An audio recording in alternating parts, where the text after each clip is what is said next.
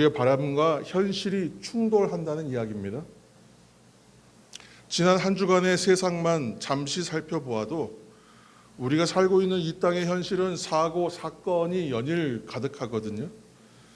내가 바라고 원하는 모습과는 다른, 일치하지 않는 그런 다른 세상의 일들이 계속 충돌하고 있다는 것입니다.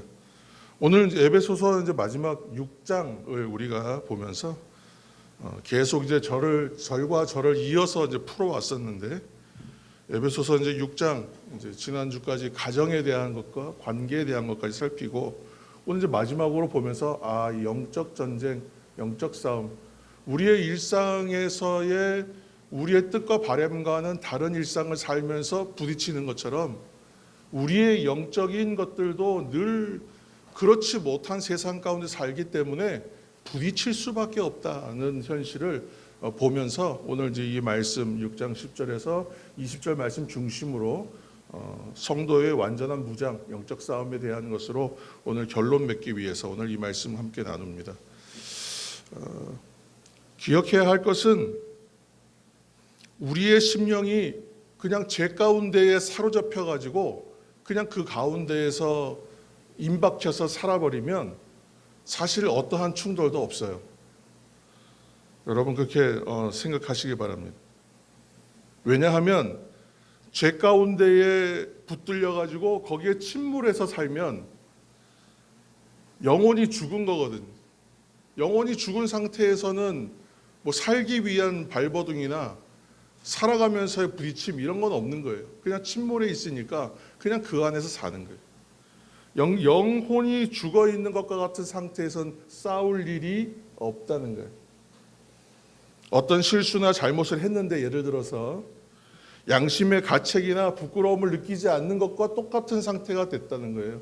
영이 죽어 있을 때에는. 그러나 우리는 고민을 한다는 거예요. 내적인 갈등을 겪는다는 거예요. 막 속상하기도 하고 화가 나기도 하고 분노하기도 하고 원망스러운 마음이 들기도 하고, 그런 모든 감정의 상태가 다 드러내어 칭찬받고 인정받을 만한 일들은 아니라 할지라도 그러한 감정이 일어나고 그러한 갈등이 일어난다, 내적인 문제가 자꾸 발생한다, 이거는 내가 살아있다는 증거라는 거예요. 여러분 먼저 그것을 기억하시길 바랍니다. 영적인 갈증과 갈망이 있는 것, 살아있는 사람의 정상적인 모습이다, 반응이라는 거예요.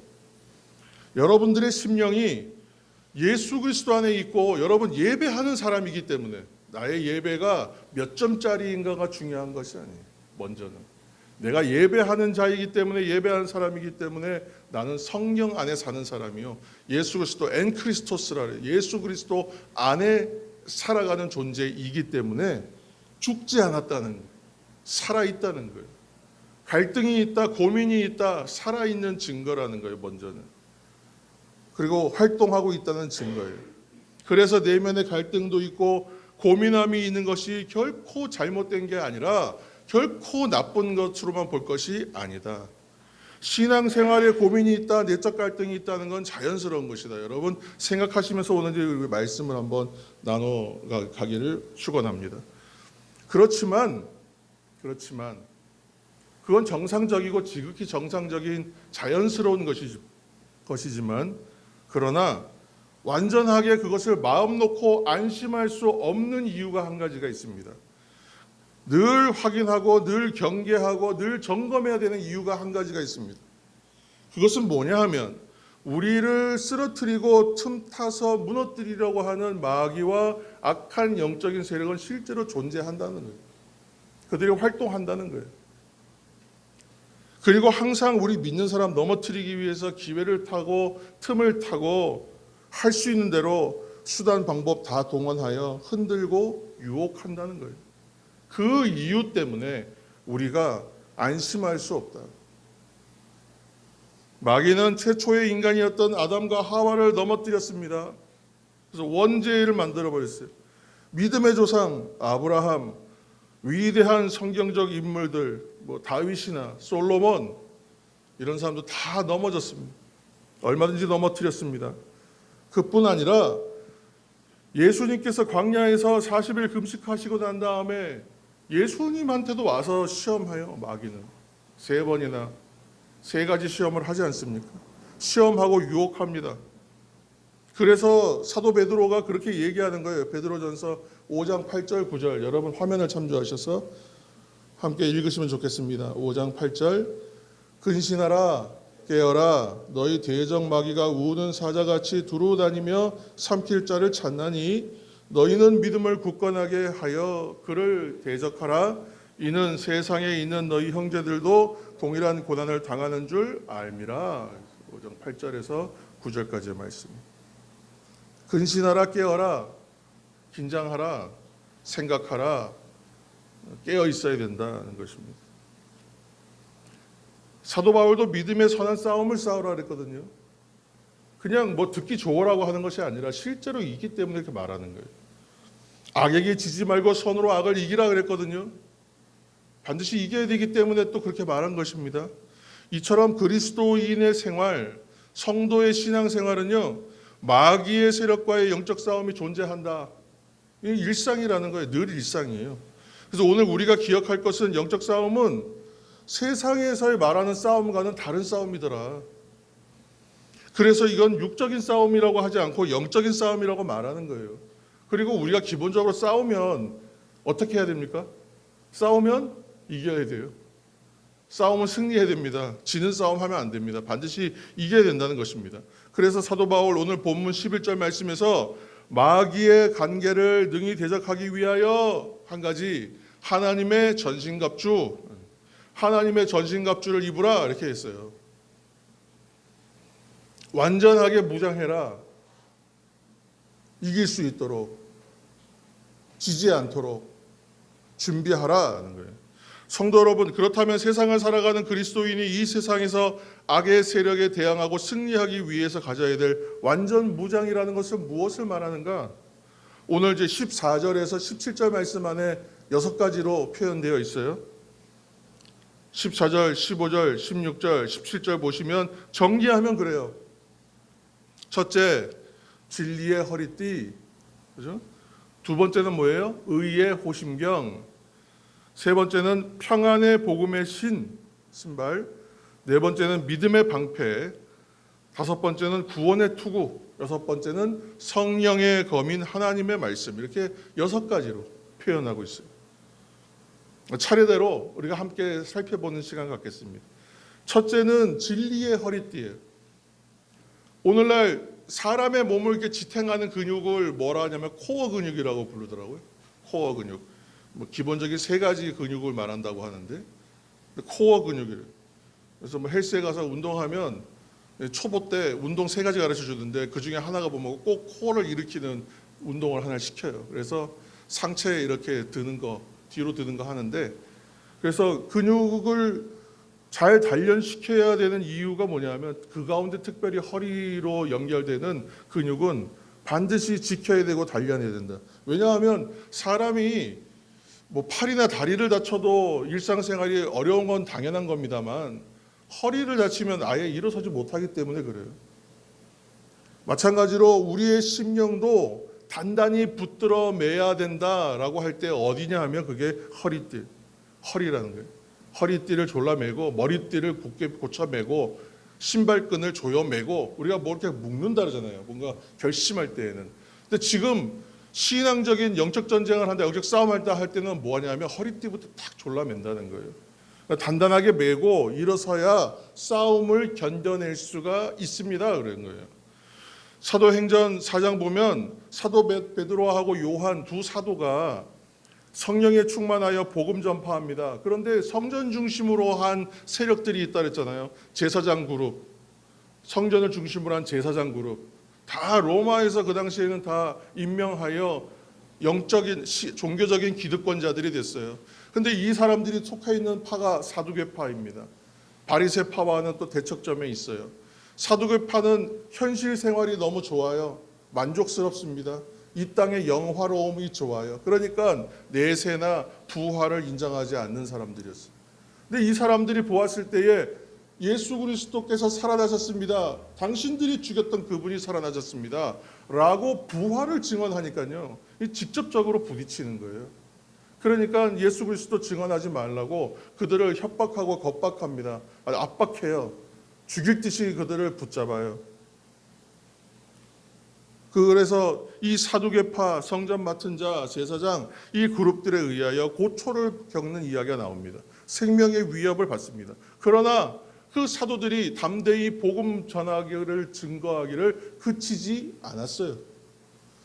사도 베드로와 요한이 오히려 담대하게 나아가서 복음 증거했어요. 그럴 수밖에 없었던 이유, 그럴 수 있었던 이유가 뭐냐?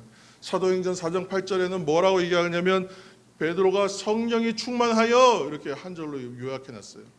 성령에 충만하여 이렇게 얘기했습니다. 사도들이 성령으로 충만했다는 거예요.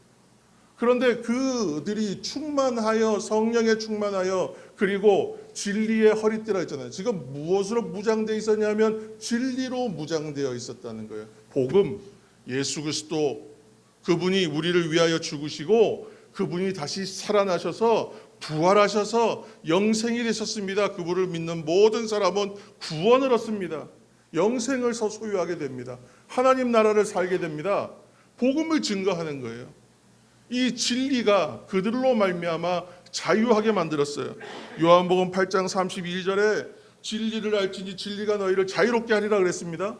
진리를 알면 왜 자유로워지느냐? 하나님의 진리는 우리를 자유롭게 하는데 어떤 자유함이냐면 이전에는 내가 할 수 없었던 것을 할 수 있는 자유를 주신다 그랬어요. 그 힘을 주신다고요. 이전에는 두려워서 위축되어서 하지 못할 만했던, 증거하지 못하였던, 담대할 수 없었던 사도들이 성령에 충만하여 그 진리의 충만함을 입으니까 두려움이 없는 거예요. 그리고 이 확신 있게 그 말씀들을 전할 수 있었다. 그러니까 진리가 그들을 자유롭게 하더라. 이 진리로 말미암아 자유로움을 입는, 진리의 허리띠를 굳게 매는 저와 여러분 교회와 성도가 되시기를 이 시간 예수님의 이름으로 축원합니다. 진리는 자유할 수 없는데 자유하게 하는 힘이 있는 거예요. 지금 진리는 하나님의 말씀이에요.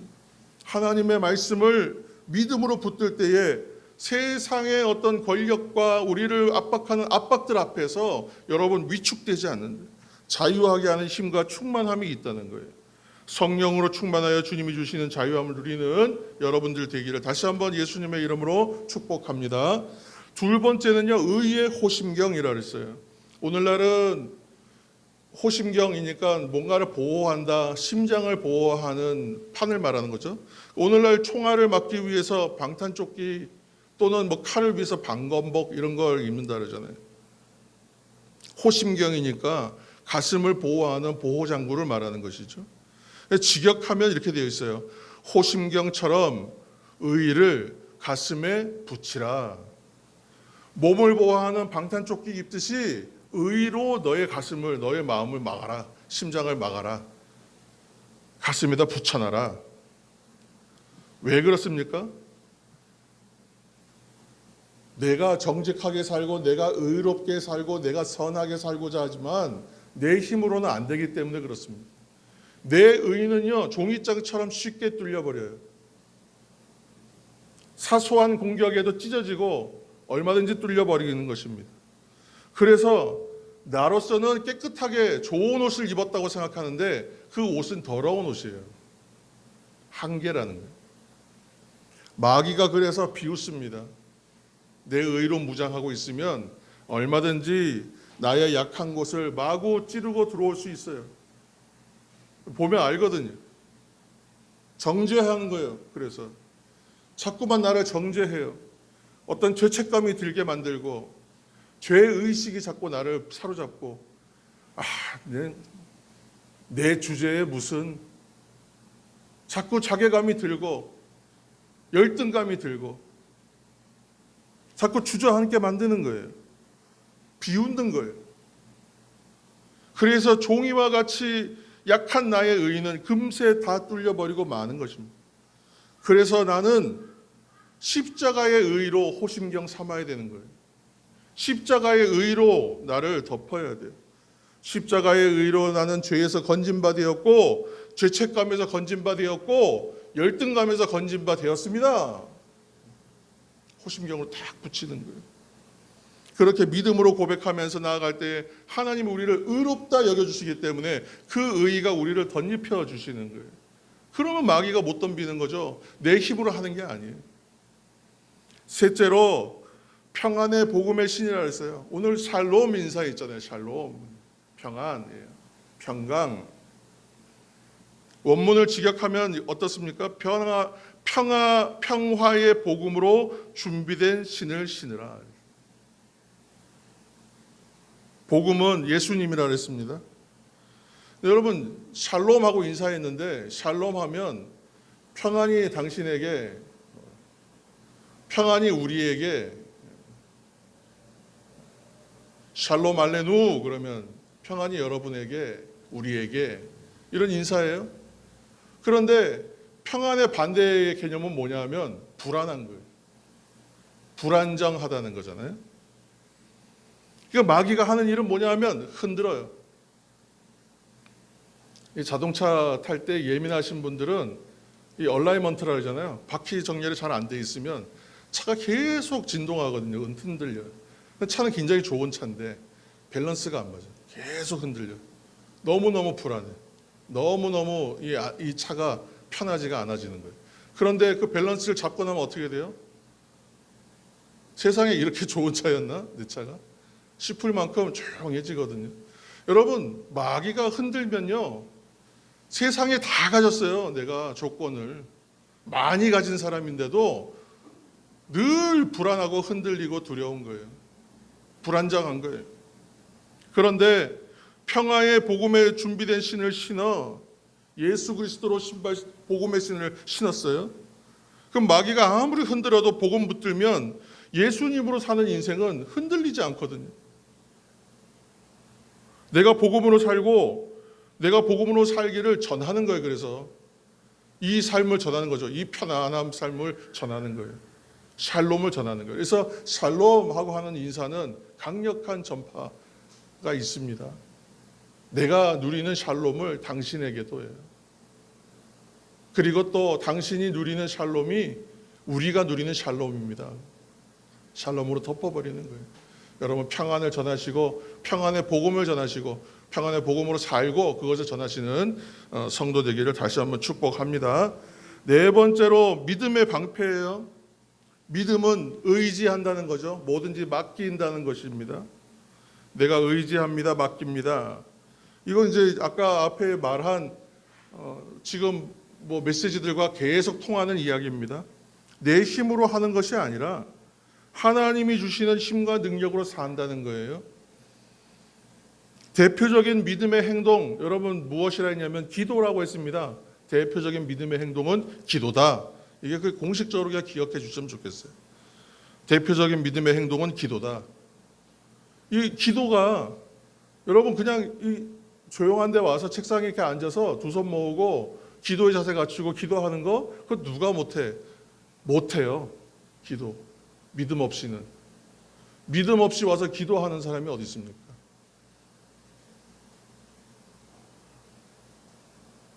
믿음 없이 드리는 기도가 어디 있어요? 하나님 앞에 나와서 이 기도하는 것이 아무것도 아닌 것 같지만 믿음이 없이는 할 수 없는 행동이에요. 내가 시간을 내어서 만사를 제쳐두고 조용한 시간과 시간을 정하여 하나님 앞에 나오는 마음으로 나와서 두 손을 모으고 모든 일을 멈추고 그분에게 집중하여 뭔가를 아뢰는 기도를 한다. 믿음의 행동입니다. 아무나 할 수 없어요. 그래서 기도를 뭐라고 하냐면 믿음의 행동이다. 두 번째는 하늘의 힘과 능력을, 하나님의 힘과 능력을 이 땅 가운데로 이끌어와서 살기 위하여 하는 행위예요. 기도하면요, 하나님의 능력과 힘이 우리 가운데 임해 하늘의 힘과 능력을 이 땅에 빌려서 쓰는 시간이라고 여러분 여기시길 바랍니다. 왜 그렇습니까? 내가 기도하지 않으면 내 힘으로 사는 거예요.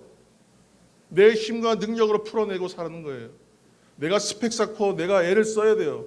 당연히 이 일은 해야 되죠. 세상 살아가기 때문에. 그러나 하나님의 힘과 능력을 힘입어 사는 사람 누구예요? 기도하는 사람은요, 내가 기도하기 시작하면 이 일은 더 이상 내 일이 아니라 하나님의 일이 된다고요. 하나님이 일하시기 시작한다고요. 그래서 내가 기도하는 거예요. 그러면 하나님의 힘과 능력을 내가 힘입기 시작해요. 그분이 일하기 시작해요. 그래서 모든 것을 합력하여 선이 되게 하시는 하나님의 섭리 가운데에서 하나님의 뜻과 방법대로 이루어지게 하신다. 여러분, 이것을 믿는 사람이 기도하는 거예요. 그리고 그 사람이 그 능력을 힘입는 사람이에요. 그렇게 살아가는 사람은 기도를 알게 되고 기도를 배웁니다. 기도의 힘으로 이 땅을 살아가는 믿음의 성도 되기를 예수님의 이름으로 축원합니다. 믿음의 방패는요, 악한 자의 모든 불화살을 다 막는다 그랬어요. 여러분, 다른 것 필요 없어요. 여러분, 믿음으로 하나님께 의지하면 믿음의 방패가 여러분 나를 향하여 오는 모든 불화살의 공격들을 막아준다고 얘기한다니까. 다섯 번째는 구원의 투구라고 했습니다. 구원의 투구, 군모잖아요. 군모, 그렇죠? 그래서 훈련소부터 남자들 군대 가고, 뭐 요즘에 여성들도 군대 가는 분 있으니까 뭐 남자들만 군대 간다 이렇게 말하면 또 이건 또 성차별적 발언이 돼가지고 조심해야 된다. 어쨌건 우리가 이제 저도 이제 군대를 가고 다 여러분 군대 남자들은 경험하게 되는데, 군대 가면 전투모를 줘요. 전투모, 군모. 처음에는 아무것도 없어요. 짝대기 하나야. 짝대기 하나, 기껏해야. 그런데 이 짝대기 하나가 뭘 상징하냐면 군인 되었다라는 상징이잖아요. 계급의 높고 낮은 걸 떠나서. 투구는 기본적으로 머리를 보호하는 장구이지만, 머리에 모자를 쓴다, 머리에 무엇을 쓴다는 건 자신의 신분과 계급을 의미하는 거예요. 보여주는 거예요. 당시 로마 시대의 로마 군인들의 군모에는 소속, 신분, 뭐 계급 이런 거 다 드러나 있었다고 그래요. 그러니까 이거는 그냥 나 자신이 내가 누구이고 내가 어떤 존재인가를 드러내어 보여주는 그런 의미가 있었다는 거예요. 무슨 얘기냐? 구원의 투구를 썼다는 것은 나는 구원받은 사람이라는 거예요. 나는 하나님의 백성이라는 거예요. 나는 그리스도인이라는 거예요. 자기 표시라는 겁니다. 구원의 투구는 내가 확실하게 구원받았습니다 하는 증거라는 거예요. 구원의 확실성을 드러내는 증표라는 것입니다. 그러므로 나를 규정해줘요. 구원의 투구가. 그러므로 여러분, 주님의 사랑에서 끊을 자가 없는 존재라는 거예요. 나는. 우리를 사랑하시는 그분으로 말미암아 나는 넉넉하게 이깁니다. 구원의 확신이 있는 인생입니다. 라고 여기다 붙이고 다니라는 거예요. 구원의 투구. 여러분, 믿음의 확신, 구원의 확신으로 구원의 투구를 쓰고 승리하는 믿음의 종 되시기를 다시 한번 축복합니다. 마지막으로 여섯 번째, 성령의 검이에요. 다 왔어요. 성령의 검은 곧 하나님의 말씀이다. 이렇게 설명하고 있습니다. 근데 지금까지 우리가 뭐 했냐면 다섯 가지 설명하고 여섯 번째잖아 이제. 다섯 번째와 여섯 번째는 항상 달라요. 맨 마지막 여섯 번째에 있는 이유가 있어요. 앞에 다섯 개와는 다르다는 거예요. 뭐가 다를까요? 앞에 다섯 가지는 전부 뭐예요? 전부 다 뭔가를 보호하는 거예요. 뭔가를 보호한다고요. 막는 거예요. 방어용이었어요. 그런데 지금 여섯 번째는 뭐예요? 성령의 검이라 했어요. 검은 뭐예요? 공격용 무기예요. 공격용 무기. 다섯 가지와 성령의 검은 차이가 있습니다. 언급한 다섯 가지는 모두 방어용 무장이에요. 그러나 검은 공격용 무기예요. 우리가 마귀를 막아내지만 이겨내기 위해서는 어떻게 해요? 유일하고 강력한 공격 무기가 하나 있어요. 하나님의 말씀. 말씀은 방어도 되지만 공격도 되는 거예요. 예수님도 마귀의 시험 물리치실 때 이렇게 말씀하시면 돼요. 사단아 물러가라. 그러면 예수님의 권위로 물러갑니다. 그런데 그렇게 하시지 않고 하나님의 말씀으로 물리쳐요. 우리에게 보여주시는 거예요. 어떻게 보면 성경 말씀 가지고 물리치세요. 그래서 성도 여러분, 우리가 평상시에 늘 싸움을 준비하는 군인들이 뭐 하냐 하면 무기를 정비한다 그래요. 정비. 그래서 가서 사격 뭐 한 발이라도 쐈다 그러면 총을 다 닦아야 돼. 분해해가지고. 그 총 정비한다 그래요. 정비. 준비하는 시간이라는 거예요. 왜요? 다음에 또 총을 쏴야 되는데 오발이 나거나 사고 나지 않도록, 고장 나지 않도록 병기를 손질하는 시간 준비한다니까요. 하나님의 말씀을 읽는 시간은요, 내가 어떤 마음의 평안 얻기 위해서, 지식 얻기 위해서, 마음의 위안 얻기 위해서만 읽는 것은 아니잖아요. 하나님의 말씀을 읽고 붙들고 마음에 새게 된 이유가 뭐냐면, 이런 늘상 우리에게 언제 다가올지 모르는 유혹과 시험, 우리를 두렵게 하는 일, 안정되지 못하게 흔드는 일들 가운데에서 이겨내기 위해서는 말씀이 있어야 되기 때문에, 마귀와 대적하여 물릴 수 있는 검이 준비되어 있어야 되기 때문에 그런 거예요. 내가 이 말씀에 대해서 이해하지 못하고, 말씀에 대해서 확신하지 못하고, 이 말씀에 대해서 내가 새기지 않았는데 어떻게 이게 내 무기가 되겠어요?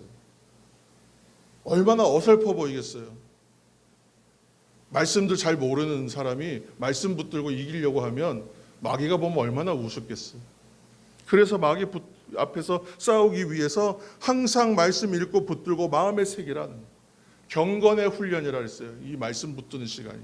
예수 그리스도를 완전하신 모범이 되신 예수님을 따라가는 경건은 우리 스스로 못하는 건데, 예수님이 허락해 주세요. 예수님 따라가는 사람들에게, 말씀 붙들고 가는 사람에게는 그 은혜를 주신다고요. 변화되고 경건하여지고 거룩해질 수 있도록 우리를 인도해 주신다. 성경은 그래서 구원의 지혜가 있고 우리를 하나님의 사람으로 온전케 하는 능력이 있어요. 그래서 말씀 붙드는 거예요. 말씀을 다독하고 말씀을 연구하고 읽어야 되는 거예요. 사랑하는 성도 여러분, 그리스도인은 언제나 마귀의 세력과 대항하여 이기는 생활을 하라 그래요. 이기는 생활을 해야 된다. 성경에 그냥 뭐 져도 된다, 질 수도 있지 그랬으면요, 그렇게 살면 돼요. 그런데 이기라고 그랬어요. 이기는 삶이라고. 우리는 이긴다니까요. 마귀와 대항하라 그랬어요. 대적하라 그래요. 그들을 이기는 생활 하라는 겁니다. 그러기 위해서는 오늘 성경 말씀 우리에게 가르쳐 주신 대로 완전한 무장을 하고 있어야 됩니다. 그렇게 살아야 돼요. 진리의 허리띠를 띠고 의의 호심경을 가슴에 붙이고 평화의 복음에 예비된 신을 신고 믿음의 방패 굳게 잡고 구원의 투구 당당하게 쓰는 거예요. 내일 이제 월요일인데 9월 달을 시작하는 9월 첫날이에요. 월삭 기도회가 있어요. 월삭 기도회 광고하려고 오늘 이 말씀을 나눈 것은 아니지만 월삭 기도회가 또 마침 있어요. 내일. 여러분 함께 하시기 바랍니다. 함께 하셔서 하나님의 말씀의 검으로 무장하고 그 시간 성도들이 함께 기도하는 가장 안전한 장소, 성령께서 임하시는 뜨거운 장소 아니에요? 여러분 그곳에 오셔서 믿음의 기도로 굳게 서면 영적인 삶을, 영적 전쟁의 삶을 승리해 갈 수 있다는 거예요. 이번 주에 한번 월삭 기도를 통해서 새벽을 한번 깨워보는 거예요. 테스트하면서. 그래서 정말 그리고 한 주를 살아보는 거예요. 이 한 달을 하나님께 드리면서 하루 첫날을 소재의 제물을 드리듯이 하나님 앞에 한 줌 가루밖에 못 드렸는데 이 하루 아침에 1시간 드렸을 뿐인데 하나님께서 내 삶을 이 9월 한 달간 어떻게 이끌어 가시는지를 한번 보는 거예요. 여러분 11조가 하나님의 창고에 선한 물질들이 쌓이도록 하나님께서 하시는지 시험해 보라 하신 것처럼 말씀 붙들고 한번 도전해 보는 거예요. 그래서 내일 월삭기도 하는 거예요. 다음 주에는 이제 내가 하루 하고 힘을 얻었어요. 이제 한번 해버리라 작정하고, 아니면 실패했어요. 다시 한번 해버리라. 그 다음 주부터는 아예 특세가 일주일 있어요. 차가 필요하신 분 이번 한 주간 또 내일 한번 오늘 중에 전화하시고 내일 차가 필요하신 분. 다음 주간에 난 이제 한번 새벽 깨우면서 나와 보겠습니다. 차가 필요하신 분 저에게 주중에 아무 때나 전화 주세요. 차표는 어떻게든지 만들어 드릴 테니까. 여러분 오고 가는 거 다 책임지겠습니다. 그러니까 여러분 그래서 새벽을 깨우는 거예요. 말씀을 깨우는 거예요. 우리에게 다가올 가을을 기대하면서 9월 달을 기대하면서 여러분 함께 하셔서 하나님의 말씀의 검으로 무장하고 믿음의 기도로 굳게 서서 영적 전쟁의 삶을 승리해가는 우리 사랑 담은 모든 성도들 되기를 이 시간 예수님의 이름으로 간절히 축복합니다.